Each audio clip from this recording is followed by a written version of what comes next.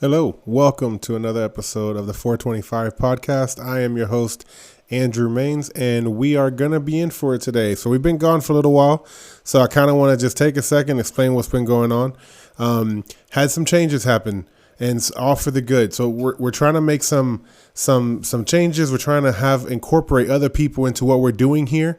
And like we've always said before, the intention of this was not for me to just come out here and talk, although I love sharing my thoughts, my ideas, and all that. What we want to do is create a movement. We want to make a change so that people see the need for them to share their thoughts.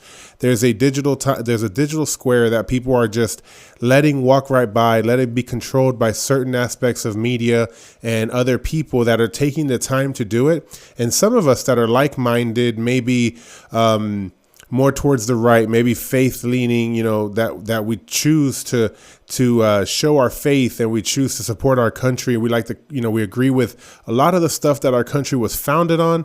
But unfortunately, not a lot of the steps that were taken over more recent administrations and transparently we're enforcing what this administration is doing and restoring our country back to something of that every American can be proud of, a country that represents our ideals, a country that represents who we are truly. In doing so, we have found the need, and we believe that it's a faith decision to incorporate other people in this movement, not just us.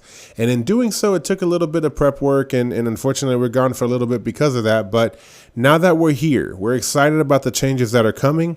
Not going to let the cat out of the bag yet. You'll see changes coming soon. We'll have people on here with me. We're going to have more of a conversation starter. We're going to have other people that are going to be able to use our studios and use our all the tools that we've been able to create in this space.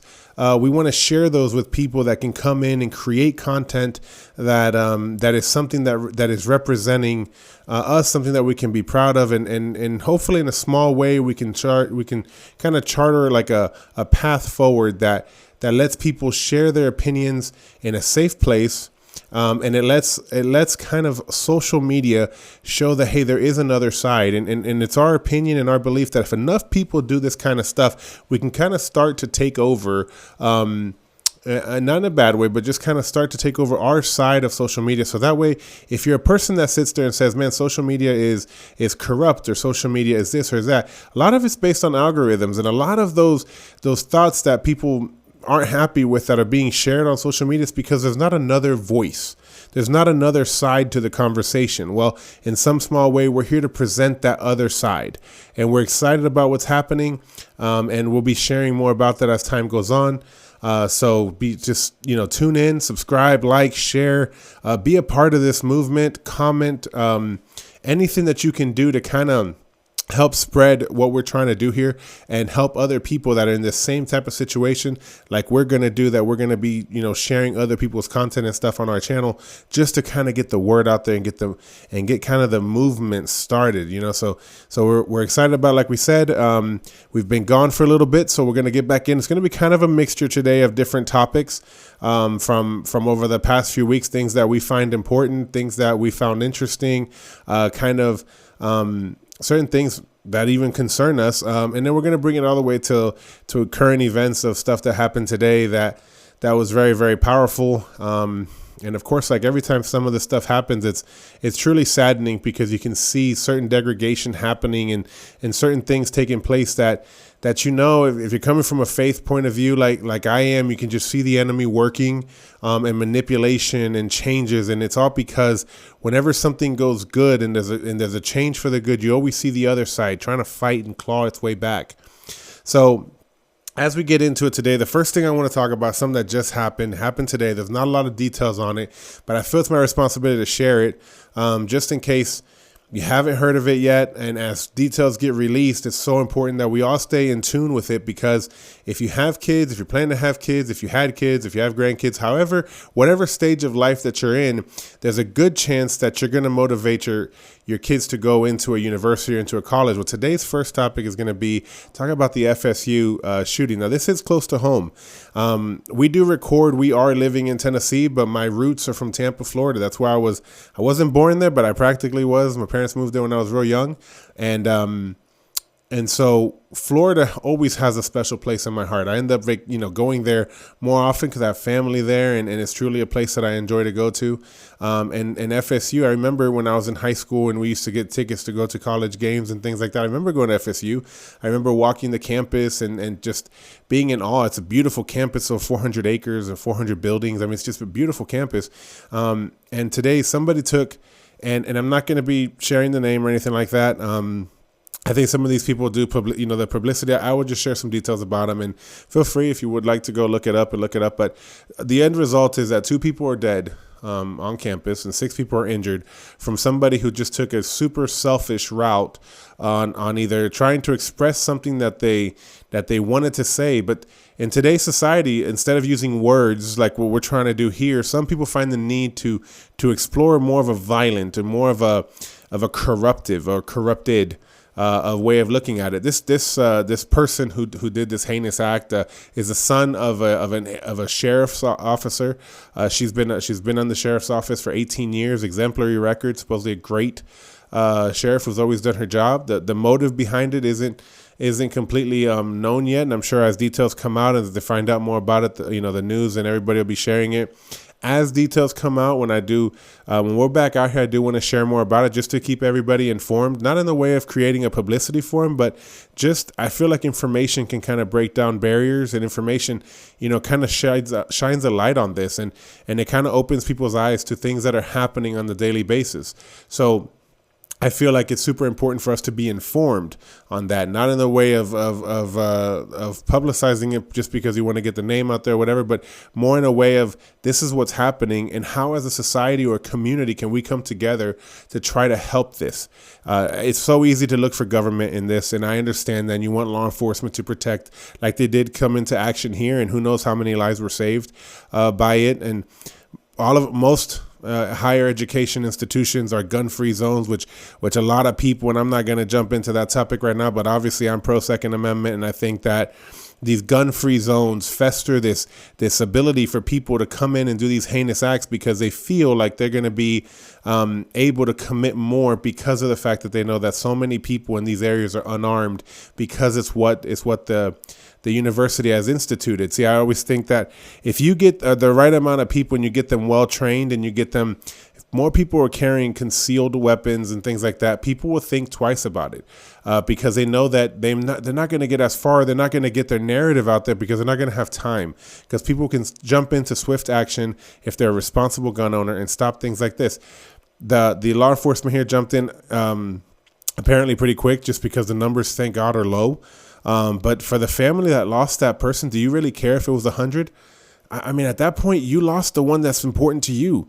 So in a selfish way, just those 2 people that lost their lives whenever they were trying to attempt to start their lives by going to a university, to a place that is quote unquote higher education and something that they're trying to for betterment of themselves, betterment of their family.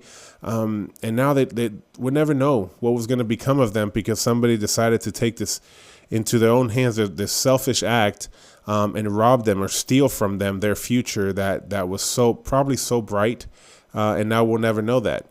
And not to be doom and gloom, but going right into another that happened here recently. This one was in Texas, which, crazy enough, I lived in Florida my whole life, but I was actually born in Houston, Texas, and I still have family in Texas. And near in Austin, a lot of people have already heard about it, but the Metcalf killing, this is even younger.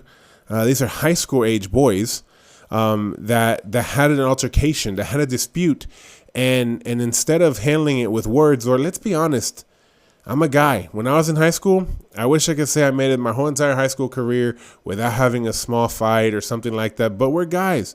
Sometimes we do things that not so bright, and there's other guys that are willing to step up and kind of teach us a lesson or however that works. But you handle that like, I know it's an old adage, but like men, you fight. You don't necessarily bring in weapons. What do you prove with a weapon? See, if you have a weapon for self-defense, that means that somebody else has already activated that by using their weapon. Now you're meeting them on their playing field that they decided because they wanted to cause harm.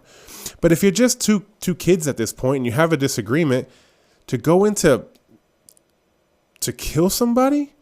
So Karmelo Anthony pulls out a knife and he kills Metcalf. This has shown, because there's so many race baiters that are just out there just to get their name out there and trying to make this all about race. And I understand that that's probably how they make their money, but the separation, the division that they cause in our communities, the truth and the facts are that these are two kids that, like it or not, both of their lives are ruined. One is dead, and that family has to now figure out how to navigate that, which I can't even imagine. Having kids in the same age group, I cannot imagine the amount of pain and suffering that that's going to cause.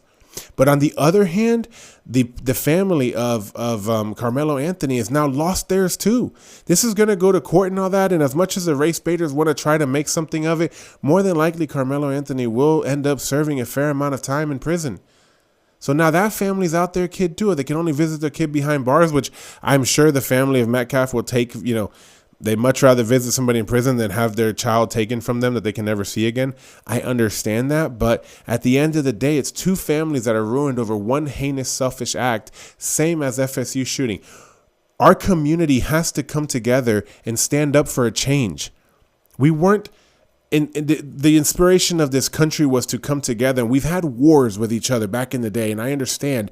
And that was to establish a certain amount of rights. But at this point, our society saying that it's okay, or trying to say that it's okay because of the ends or the means justify the end. No, it's never going to be okay. It's not about race. It's about two people that have ruined their life, drastically affected their family, ended other people's lives, and in one case lost their own life as well. All of these horrible outcomes based on selfish acts, motivated by what? By somebody who maybe said something or did something that you didn't like. Guys, it's our duty to come together as a society and as a community and say, hey, we're gonna stop this violence from moving forward, and we're gonna do our part to make sure that our kids know. And not that we can prevent everything. Sometimes kids are just, unfortunately, they do bad decisions, and that might be this situation now that Karmelo Anthony may have made the one bad decision. That one bad decision is gonna lead to a whole different life for him than what he was planning. But truthfully, this should sadden us. This should inspire us. For all my faith community, this should inspire us to pray. This is something that you should hear and instantly drop to your knees in prayer, not because it affected your house, not because it affected your specific community, but as a people, as people that were divinely created to do great things by a God. To say that we're doing this kind of stuff should sadden us, and it should inspire us to try to do everything possible, whether it's start a podcast, whether it's reach out to your local community and see how you can help, whether it's mentoring people in your community to see if maybe you can make a change, however it is that you see fit to do it. But let's make a change together to say that these acts, although they've been around forever, who says that we're not the generation that can change it? If you'd have talked to me 2 years about the stuff that Trump is doing, I would have said impossible. Yet here we are. It's possible. It's happening. So to limit ourselves and to limit the impact that we can have, I think it's foolish. And I think it's about time that kind of stuff stops. So I encourage, if you listen to this, wherever you're listening to it, which I always recommend, go to YouTube. If you're watching a short or something, head over to YouTube, like, subscribe, and all that stuff. But watch the entire episode, get the entire story, and join me in praying for our society and our community and our country to see if maybe by all coming together we can kind of make a change. Moving forward, I'm going to kind of expand a little bit, get a little bit out of those two topics. They're near and dear to my heart, so I'm going to keep on following up with them, and I'll be touching on them in future episodes as more details are released. And as a Karmelo Anthony, I'm sure it's still a ways away, but as they get into court and things that are happening with the family that's still not fully proven, I don't want to talk about anything that hasn't been documented yet. So I know there's a lot of rumors around, but rumors are they spread like wildfire, but it doesn't mean that they're any more accurate, right? So we're going to get back into it as things are confirmed, and we'll talk about it, and we'll talk about the effect that's going to happen on the case. Moving forward, I want to talk about another situation that's been going on for a long time. We touched on this on a few episodes weeks ago, but it's about the Ukraine situation. So we know that the meeting at the White House with Ukraine a couple weeks ago, or a little bit more than that now, didn't go exactly great, because I think that there was an aura of the last administration still kind of left around. I think leadership from Ukraine thought that manipulation of the media and kind of doing that kind of stuff was going to work in a different way. Thank God they were met with a very stern no by the leadership of our country, which is exactly what should have happened. I fully support everything that happened because it showed them that America is the leader in this situation, and it's not we're not going to bow at anybody's need just to what. For what? If we don't agree with what you're doing, or if what you're doing is mismanagement of our money, mismanagement of our soldiers, and it's costing lives in your own country, and then, of course, we're going to meet that with a stern no, because that's what the U.S. is called to do.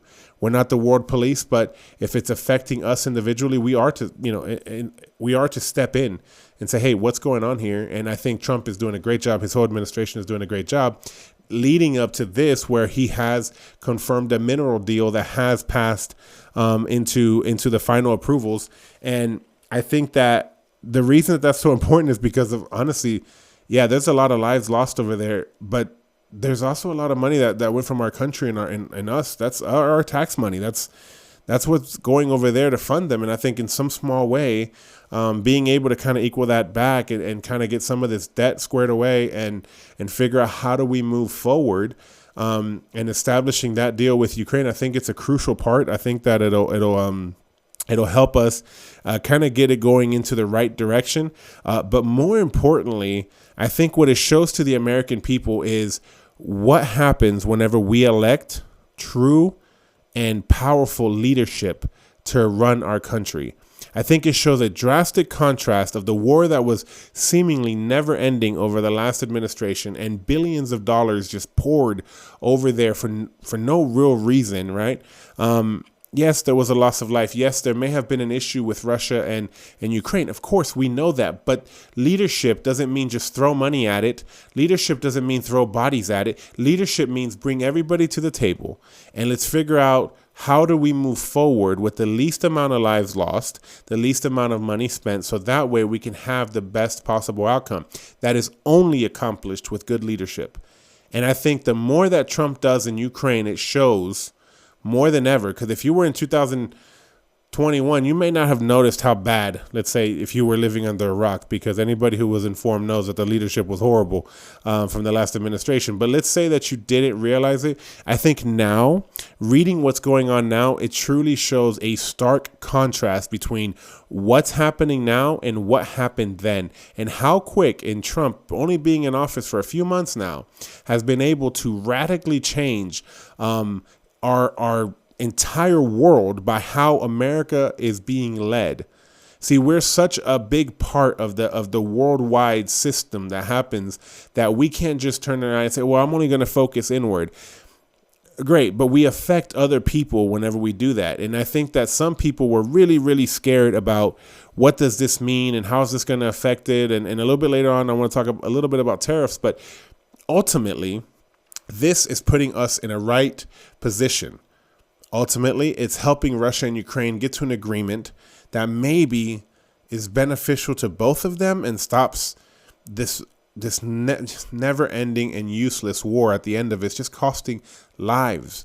I know we live in America and sometimes we feel shielded, even though our soldiers go out there. But keep in mind, there are Ukrainian young men and women and Russian young men and women out there giving their life for a cause of these bureaucrats sitting in an office like if they're playing chess with people's lives. And I think it's taking the leadership of our country to stand up and kind of show people what's going on and institute a change. In addition to what he's been doing in with our international relations, what he's been doing with what the administration's been doing with immigration has been absolutely more than I expected. I had hopes and fingers crossed and prayers and all that kind of stuff about what's going to happen when Trump takes office. He's exceeded every single one of them. Border crossings are a crazy low number that happened in 3 months. And I think it's hilarious that the previous administration said, we need Congress to act and we need this to act. And Trump pretty much came in and said, no, I can act and I can do it because the laws are there. We're just going to enforce it. And by doing so, he's corrected the border situation. And I can't stress enough that what happened at the border is not just because of whatever. Keep in mind, I am Hispanic and I have a lot of friends, all my family, obviously, but friends and family and everybody that we're Hispanic. And obviously it affected that. But you know what? The border wasn't a humanitarian thing. It was a way for cartels and evil people to make a bunch of money in the abuse, in the slaughter, in the transport of drugs, in the sex trafficking. I mean, there's so much that came across that border. It wasn't just like the Democrats want to paint just this family that was struggling. And then this really nice guy called a coyote would brought him across the border just because he felt felt bad for them. And then he got upset. It's not like that. This is human trafficking. And in that process, kids are being trafficked. And not for the right reasons, for the most evil reasons that just completely destroy a child. Even if we're able to save them after they cross into this country, the damage a lot of times is already done. What was happening at the border was an atrocity. It was a blemish of what America stands for because we were co-signing unknowingly, and in some cases, and evil in some cases, we were co-signing what was happening at the border, and we were trying to just turn our eye, like the last border czar Kamala. She went to the border once. She didn't truthfully care about the people's lives that were being affected by what was going on at the border, and I'm proud to say that it's changed. And ICE is doing their job that we put them, that job that we gave them to protect us from the dangerous people that do come across the border. And one of the stories that's been going on back and forth a lot because judges have been involved in trying to, lawfare against Trump with using this. But Kilmar Abrego Garcia, who is an El Salvadoran national who migrated to this country illegally, came in here. And I love it because they say, well, he hasn't broken any laws. The fact that he came into our country illegally, I hate to burst their bubble, but the fact that he's here without the proper paperwork, documentation, he came in illegally, he broke laws to do it. He's a criminal. I mean, you don't need to go any further than that. Although there's reports that he's MS-13, so he did go further than that. But we even have congressmen, we have politicians now traveling to El Salvador to go visit the prison where they're keeping all these people, all these violent criminals that we've been able to deport. They're keeping them there. And for what?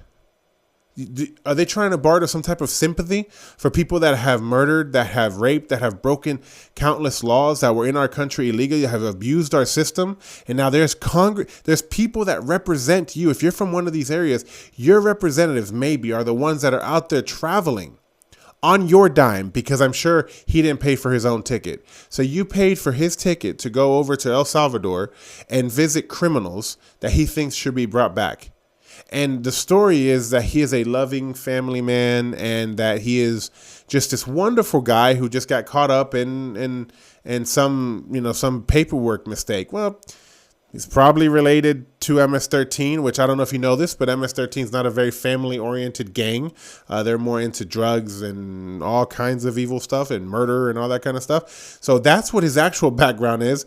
And then his wife stands up, and I'm not accusing her of anything, but it just seems that some of the details are a little spotty, because as she's crying and saying that he's a loving family man and a wonderful father and she wants him back so much, she failed to mention the fact, which this was produced and it went out to all the social medias, that she actually had a domestic violence restraining order against him.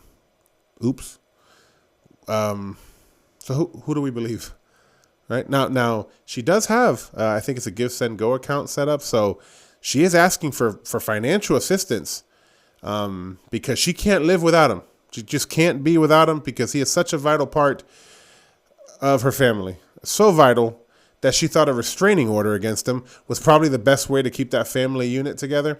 Maybe she didn't understand what a restraining order was. It wasn't to restrain him to his family. It was kind of to restrain him away from the family. She thought that he was a risk to have around herself and around her kids. But yet she thinks that we, as the American people, should bring him back into our country and try to seek for him to be legal. That's not what we want in this country. If you're in another country and you want to come here, you want to legally come to this country. My parents did it. They did it the legal way. Right at the turn of a regime in Cuba, their family, my grandparents at the time, decided that they could do better here. So they did here. And my parents fought like crazy to build a life for me and for my family and for everybody. to become prosperous and to become everything that they left behind. They came here for a new life. They came here to change, and they came here to become what America was designed for. Everybody who came here originally at the inception of our country was with the idea of a better tomorrow. If you come to this country trying to be corrupt and trying to break laws, and that's not for a better tomorrow. Even if it betters yourself, it hurts your community. Even if it betters yourself, it hurts your family.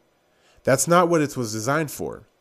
So I'm hoping that the Trump administration kind of fights on this. And Trump had a meeting in the White House with Armando Bukele, which is a Salvadoran president. And I thought, if you haven't watched that exchange, I firmly recommend that you go watch it, because it is so amazing to see the president from El Salvador talking to some of the left media and completely astonished about what they're saying. He even at one point he said, "Wait, what do you want me to do? His country was known as the murder capital of the world, and now it's not, and you want us to go back to that?" Like, almost like, how ridiculous can you be that you want to bring criminals back into your country for some other unknown, whatever corrupt thing they're trying to do? Through his eyes, it's completely ridiculous that the media would even try to push that or even try to make that a conversation. I was very impressed with him, and transparently, I didn't know a whole bunch about him. I knew what he had done in his country, and I knew what he stood for, and I was already kind of like, wow, he's really making changes over there, drastic changes. I mean, Trump level changes, okay? I don't think he beat Trump in the time frame that Trump did it. I think Trump he's going to probably hold the world record on the fastest, but still, he was able to institute the changes that were required to save his country and become, and he was kind of a steward to change the trajectory of what his country is. And I think that's super powerful. I think really, really, the more I learn about him, the more I like about him, that he seems to be a man of his word. He seems to be a man who's truthfully there to change his country. And I have to believe that he's doing it because of his friends, because of his family, because of the nationalism that he has and the respect that he has for his country. And I think that he should be an example for people in this country to start respecting our country, to start having that pride in our own country, to say, no, you know what? Yesterday was good. Today's all right. But tomorrow is greater. Tomorrow will always be greater, because that's how the American spirit worked. We thought tomorrow's better than today, so I'm going to fight for it. Tomorrow's better than today, so I'm going to push to make that happen. I'm going to be a vital part of making tomorrow better than today. I think it's really impressive. Again, if you haven't seen it, strongly recommend go watch that full exchange, and it kind of gives you an idea about what he stands for, and then follow that because immigration is not something that's going to die down. The left is pushing it hard, and they want to continue to make martyrs or victims out of people that are truthfully evil and had no inspiration to ever better our country. In conjunction with this, Trump has been, and I kind of leaned into a little bit earlier, but Trump has been talking about the tariffs, and there's some facts that, I read, it's already been a couple weeks, but the annual cost to the U.S. economy of counterfeit goods, pirated software, and theft of trade secrets is between $225 billion and $600 billion. Counterfeit products not only pose a significant risk to the U.S. Competitiveness, but it threatens the security, the health and safety of Americans. With the global trade, counterfeit pharmaceuticals estimated to be $4.4 billion, and it's linked to the deadly spread of drugs, namely fentanyl and drugs that are laced with fentanyl.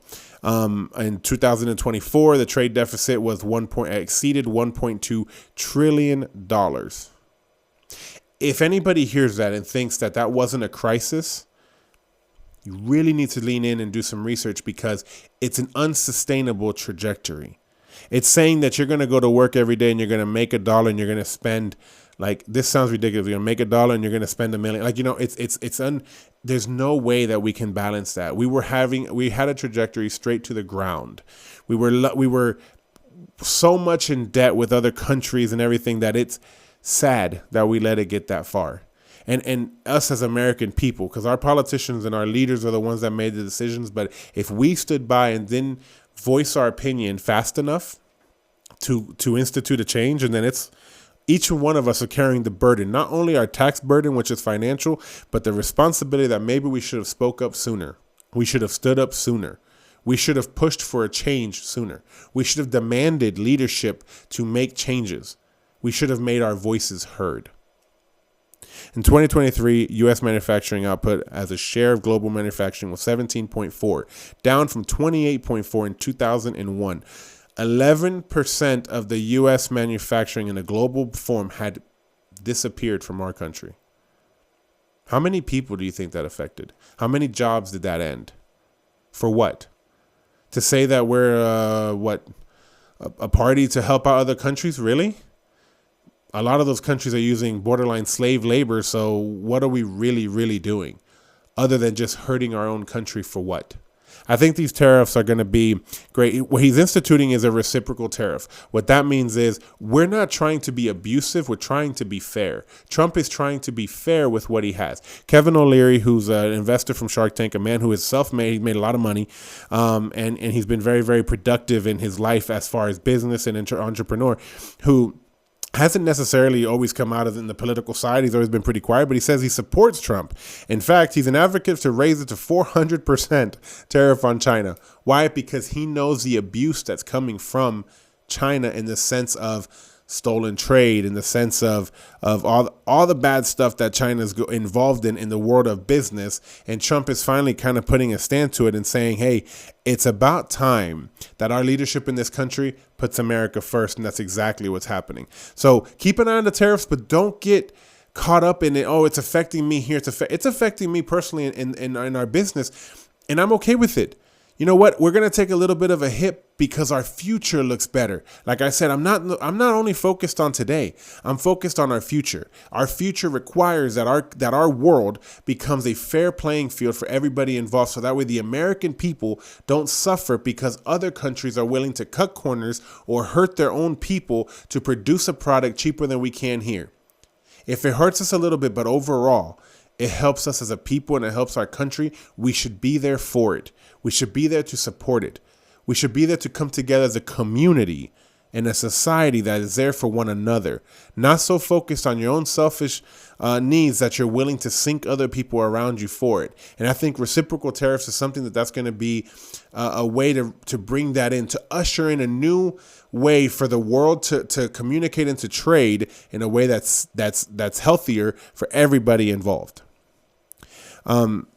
And other stuff that he's been working on, the Department of Education, which I'm not going to get too far into details on here because I disagree with the entire Department of Education. I think the reason that it was instituted and the tool that it was used as in prior administrations is absolutely disgusting. And I think that it's something that really ultimately Linda McMahon is going to have to find a way to just shrink it because of what it's doing.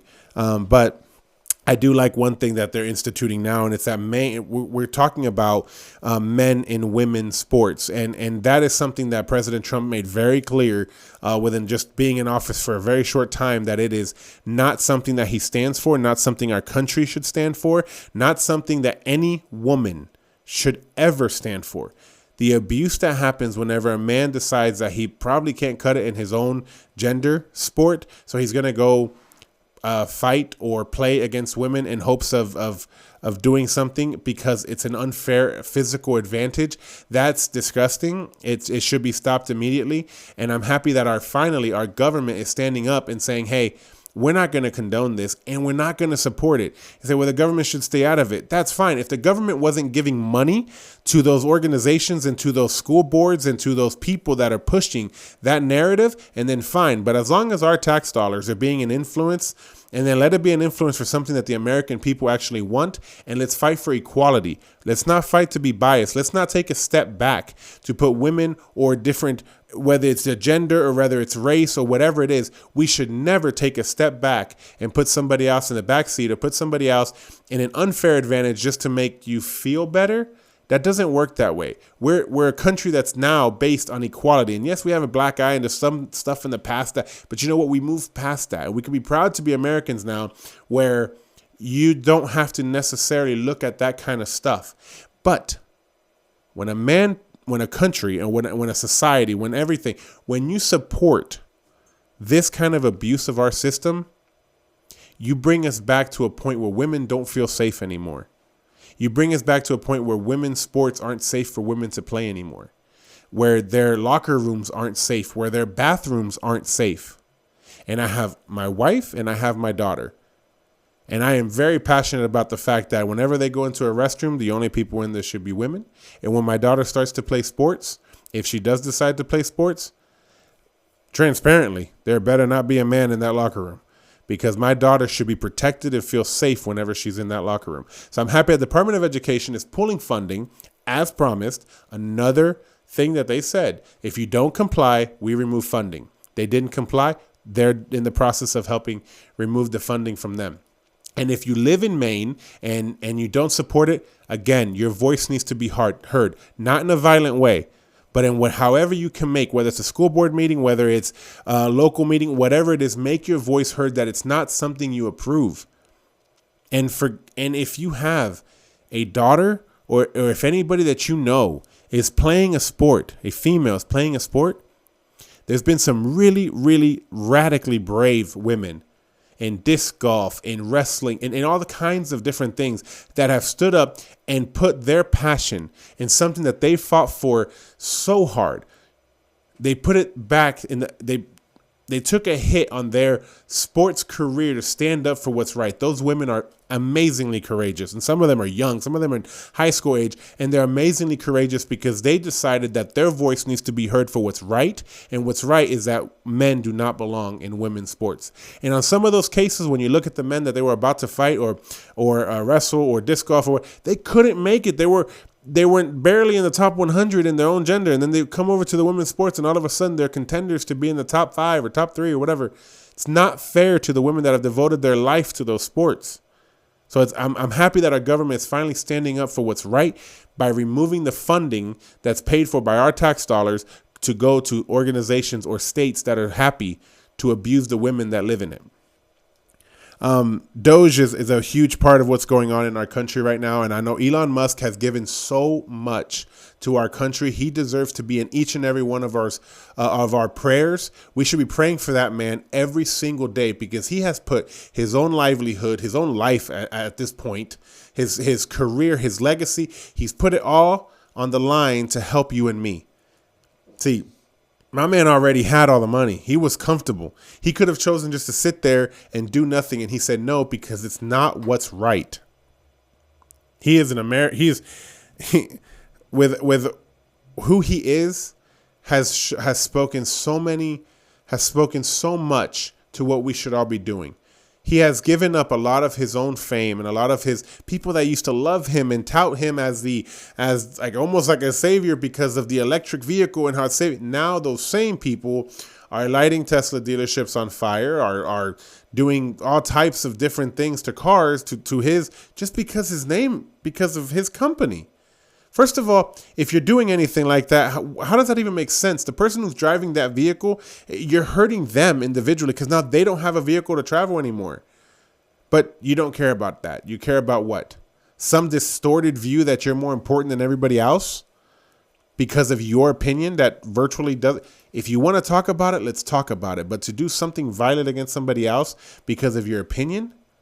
And Doge has been moving in, has been cutting in. And in doing so, I feel like it's so ridiculous for these people to support or not support Doge whenever. What has he discovered? Let's just talk about some of them.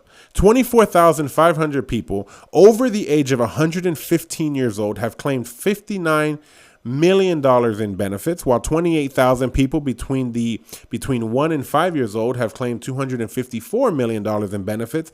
9,700 people with the birth dates over 15 years in the future have claimed $69 million in benefits. And in one case, someone with a birthday in 2154 claimed $41,000. That's your money. That's my money. That is tax money. But let's not look at it from my own pocket.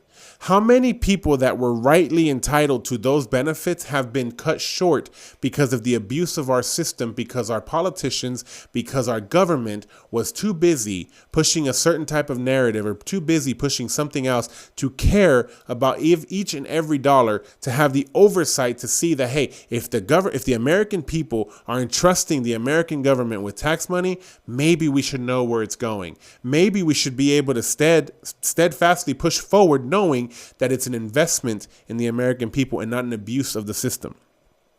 Another incredible Doge finding was that nearly 400 million in fraudulent unemployment payments. Unemployment, something that was a system designed to be there and to help in times of need and all that. But instead, people have found a way to abuse of the system, and the government, instead of being responsible and acting responsibly, said, we really don't care because it's not their money. It's the tax money. So who cares? It makes them feel good to say that there are so many people on unemployment, not caring about the fact that some of those people don't belong there, and that money shouldn't have been invested into people that don't belong on unemployment, because there's people that have a real need, and that's what that money was set aside for, but now it's being cut short.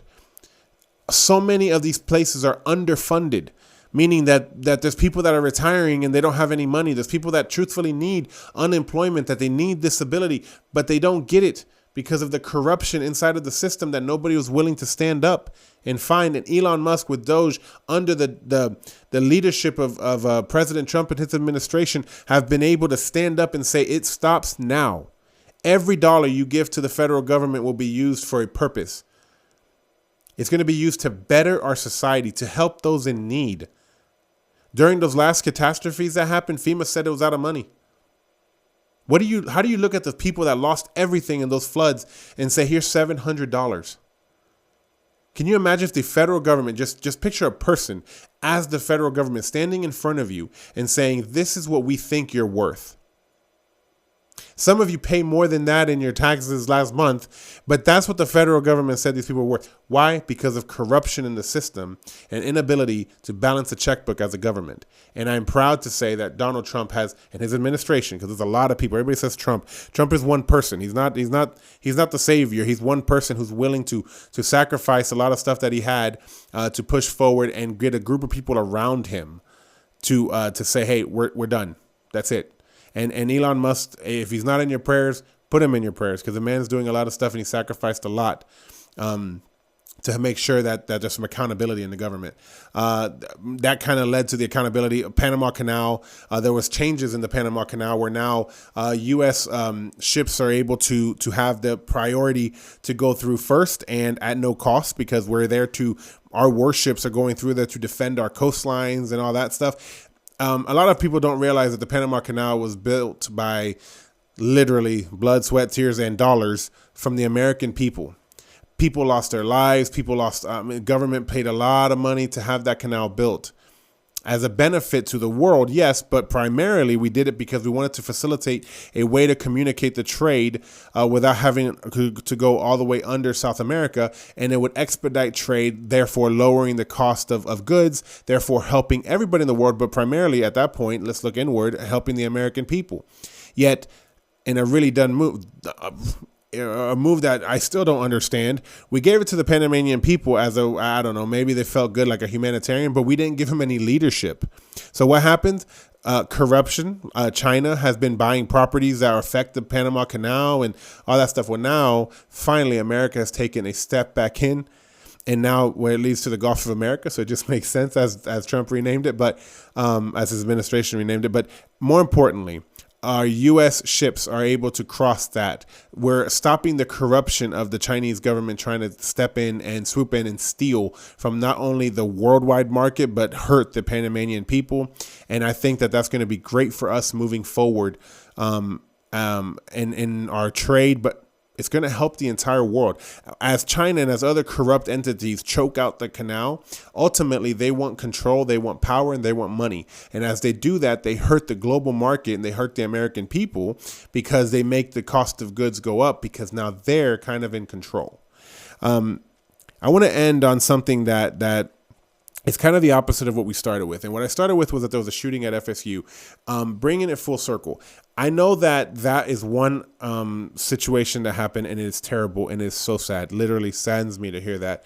Not that the loss of life of everybody is so sad, but the younger they get, I don't know, it pulls on my heartstrings a little bit more, the younger the person is. And I did want to just address that something that's been going on good, and I think it's a reflection by the election and by the age brackets that help elect President Trump. But there's been a nationwide move towards faith. That's happening in campuses too. Now Harvard is being threatened to lose funding and all that because of the anti-Semitism that's going on in some of these campuses. There's a move to faith in America's young people that has optimism written all over it for the future. I think it's something that we should celebrate. And everything that's going on good, the fact that college age students are moving towards faith is something that should make all of us smile, because it's a good thing. It makes sure that our future is just that much more stable. The rise of faith on college campuses nationwide has been at an all-time, I don't mean all-time high, but the rate that it's going up is at an all-time high. And I think that's something that should definitely be celebrated, along with former Arkansas governor and pastor Mike Huckabee has been confirmed as the U.S. ambassador to Israel under Trump. I can't think of a better person. This man is led by faith. He puts his faith on the forefront. He's there. I don't want to say he's uncorruptible, but as a person, he seems like somebody who is uncorruptible and is going to make decisions that will help us partner with Israel. And of course, my faith leads me there to say, hey, we're going to be a partner, and we're going to be there for you. And I think having somebody like that is truthfully going to make drastic difference on how that relationship matures, how that relationship changes, and what happens in the Middle East and what happens in all those areas. I think will be improved on by this decision that was made. Shout out to John Fetterman. Not that I agree with everything that he did, but he did. Most of the vote was party line, except for him. He did switch, and he did vote for him too. Credit where credit is due. I think he made a good decision. I think he made an informed decision. I think the rest of his party didn't really care to even do the research or find out what was better for the country. They just voted along party lines and let's go. And him doing the research and taking the time to do it, I think speaks volumes. Although I don't agree with a lot of the other stuff he says. I think this is one time that we do come together. So all in all, over the past few weeks, there's been ups and there's been downs like there always has been. But I think we're seeing a nationwide change that we can kind of all come to an agreement that America is kind of back on the right track. And America is trying to see our true colors, the colors that were established all those years ago and only bettered over generations and maybe took a slight detour over the last few years. And we're trying to get this back in line and trying to become a country that each and every American can be proud of and be proud to wear the stars and stripes and say, I am proud to be an American. That shows through the military. There's so many people enlisting now more than ever because they have this overwhelming pride for our country. And I'm proud to be alive in a moment like this. And I'm proud to say I will speak my mind to anybody who will listen, because I'm proud of the country that we're kind of getting back on track to go. As I said, there's so many changes happening here with 425 podcast, and what you're going to see some changes and some name changes and all that kind of stuff, all for the better and all for the expansion of getting our thoughts and getting like-minded individuals to come together and form this online community that we feel can be a change and can be an inspiration to those around us. And we're excited that you're with us. Like always, please like, subscribe, share this with somebody, anybody that you think that would get even the smallest amount of benefit from listening to this. Share it. If you agree with me, comment, let me know. If you want us to talk about certain things, comment, let me know. If you don't like some of my perspectives or some of the stuff that I said, comment, let me know. That's how we better ourselves, by communication, by talking, by understanding each other to come together in our strengths and talk about our other thoughts or our weaknesses. It creates a society that is much stronger and much more resilient than anything that we've ever seen before. So I encourage you to become a part of this, not just a listener, not just listen to it, become a part of what we're trying to do here. And anybody that we share, any other podcast or anybody else that comes on this show, let's support them together, and let's create this digital movement that changes algorithms for the American people to see us and to see who we really are, and to try to eliminate as much of the online bullying and corruption that exists that sometimes silences certain voices. Let's create an online environment that's equal for all. And I pray and I hope that you're along with us for the ride. We'll be doing a lot more of these. You'll be seeing us a lot more. And we're excited that on the next recording, we're going to have somebody come in locally, hear from us. It's somebody that goes to my church, somebody who I thoroughly respect his opinion. And I think it's going to be a very interesting conversation. And I hope you join us for that. Other than that, I hope you guys have a blessed day. And thank you so much for joining us on another installment of the 425 podcast.